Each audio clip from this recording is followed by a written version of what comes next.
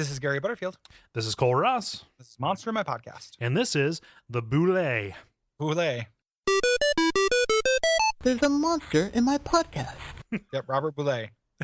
Damn it, you scooped me. It was the most obvious joke, but I wanted to get it. Yeah. You little trickster. Ah. Yeah. There's a lot of SNL DNA in this, too. You got the Robert Goulet angle. You've got the land shark angle. Yep, and you got the Dennis Leary angle because nobody wants to be around him, or Dennis Miller. There we go. Yeah, and that joke would have been much better if you suck the landing. Don't worry. Yeah, I'm sure Dennis Leary's like guested once or twice, and I am sure no one ever wants to be around him. Like, you guys got a hard to look at face, I think. Whew, yeah, it's got a. He's on his way. He's like the Charmeleon to Willem Dafoe's Charizard. Yeah, that's a good way to put it. I'll buy that. Yeah, so this thing, they're land sharks, which, we understand what land sharks are. Always. It's a beer that's done by Dr. Island Moreau. Yeah, hello. So they're sharks that go under the land and burrow things. These are like the dark mirror to the enkhegs. Yeah. Where the enkheg, they both have limited benefit, but that one is written from an enkheg, kind of sympathetic perspective. And this one is written from a damning perspective.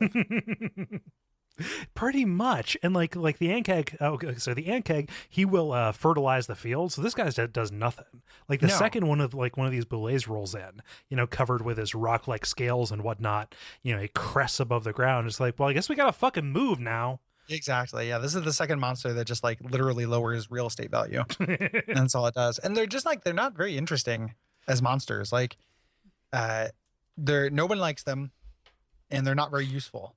You can make shields out of their scales, but even the thing says it's not really worth it. Yeah. Oh, and the soil they burrow through gets magical rock dissolving properties. What? Some people think. Okay. Some people think. Yeah. Morons. So I can see one good adventure hook for this, which is there's a Boulet in the kingdom, maybe he's being led around by some kind of bad actor who wants to chase everybody out. It's like a Scooby-Doo situation, right?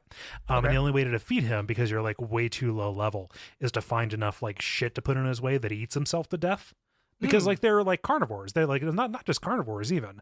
They'll eat anything. And they will omnivores. eat. Yeah, they will eat extreme omnivores. They will eat beyond satiety or satiation. So you just you just got to put all this in there.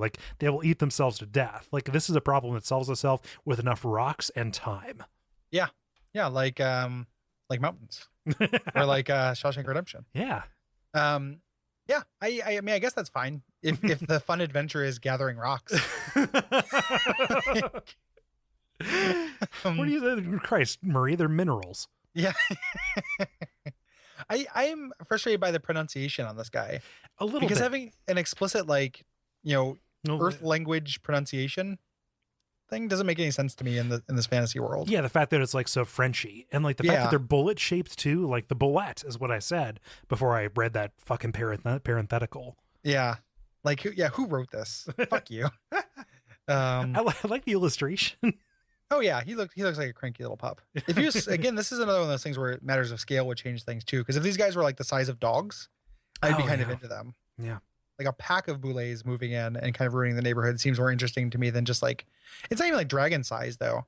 A party of adventures could take this thing down, which I guess makes it a good adventure. Yeah, it doesn't just fucking end the world. Yeah, it's almost as if if you got a bunch of a paladin, a ranger, a cleric, a wizard, and a thief, they could fight this thing. Yeah. And what's the point of it? Brought to you by our backers at patreon.com/Duckfeed.tv.